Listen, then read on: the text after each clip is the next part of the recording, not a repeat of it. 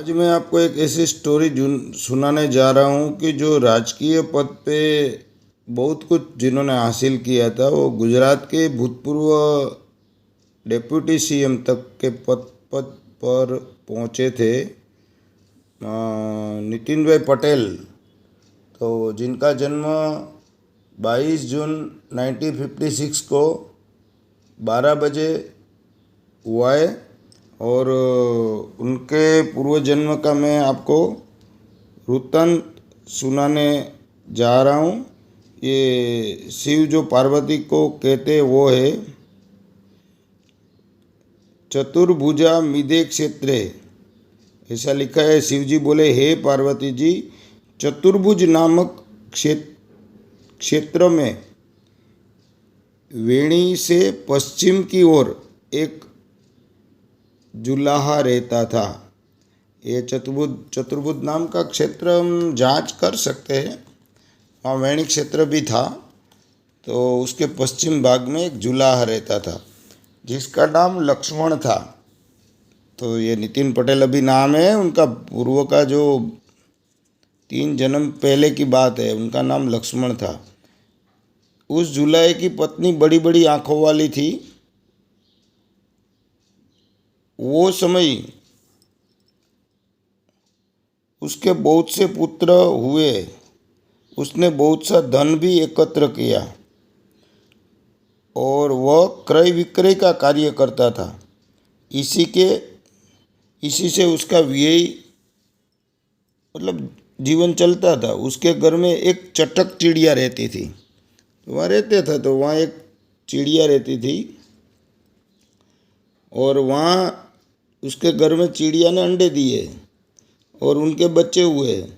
तो ये चटक पक्षी बाहर से लाकर मध्याह्न में उनके बच्चों को खिलाया करती थी। देवयोग से एक दिन ये हुआ कि दूल्हा जब भोजन में बैठा तो उसकी पत्नी ने भोजन परोसा और ये चटक चिड़िया वही समय उनके बच्चों को खिलाया करती थी। तो कोई उसका जो चटक चिड़िया के जो बच्चे होते हैं, तो किसी ने वहाँ चीट कर दी। जब वो खाने बैठा था दूल्हा, तो उसमें पकवान थे, उसमें चिड़िया के बच्चों ने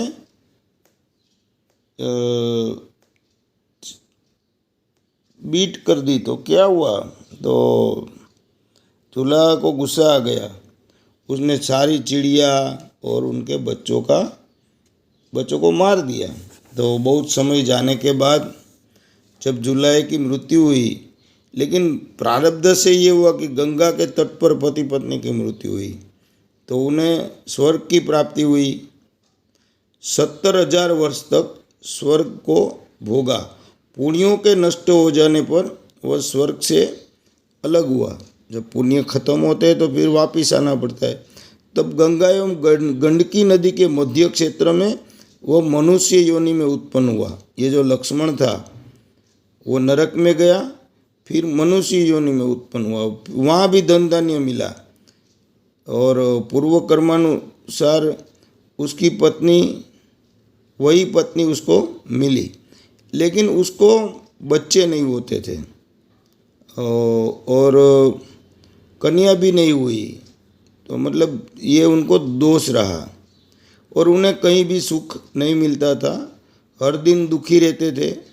तो इसकी शांति के लिए कोई शिव जी ने उपाय बताया है। चंद्रार्कयोर्मंत्र जपम गायत्री जपमाचरेत् लक्ष्मेकं वरारोहे पूर्व पाप विशुद्धये। चंद्रमा एवं सूर्य के मंत्रों का जाप कराए तथा 1,00,000 गायत्री मंत्र का जप सभी पापों की शुद्धि के लिए कराए। चंद्र सूर्य का जप कराना चाहिए, गायत्री मंत्र का 1,00,000 मंत्र का जप कराना चाहिए। घर में जो धन है उसका अष्टमांश पुण्य कार्य में लगाना चाहिए। एक बछड़े सहित की कपिला गाय ब्राह्मण को दान में देना चाहिए। 10 वर्णी गाय देकर ब्राह्मणों को भोजन कराना चाहिए। ये तो नामुमकिन है कि ये अभी जो आगे लिखा है उसमें लिखा है 25 पल सोने चांदी एवं तांबे की बच्चों सहित चटक चिड़िया, ऐसी जो चिड़िया मार दी थी ना, ऐसी चिड़िया बना के उसका निर्माण करा के ब्राह्मण को दान दे। 25 पल सोना लिखा है। तो ऐसे बच्चे बनाने हैं तो कम से कम 500 तोला सोना देने की बात है। ठीक भी जो भी है, जो हो सके वो करना चाहिए। फिर विशेष रूप से भूमि का दान करना चाहिए। कोई जगह बनती हो जैसे उमिया मंदिर वगैरह वगैरह, तो भूमि दान उधर कर देना चाहिए पैसे हो तो। और फिर पत्नी सहित हरिवंश पुराण का श्रवण करना चाहिए। फिर हवन तर्पण एवं मार्जन विधि पूर्वक करना चाहिए। जात वेदेति मंत्रेण दशायुत जपम तथा गोपाल मंत्र जपनात् पुत्र लाभो भवेदनु रोग नाशो भवे देवी काकवंदिया लभेत सुतम। ये 21वां श्लोक है।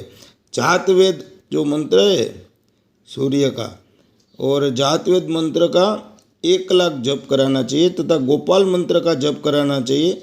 इससे पुत्र लाभ होगा, रोगों का विनाश होगा, काकवंदिया को भी पुत्र की प्राप्ति होगी।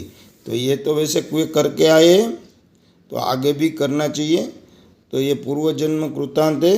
राजकोट से अतुल अडिया, मोबाइल नंबर 8460010008, 8460040008। ओम अस्तु।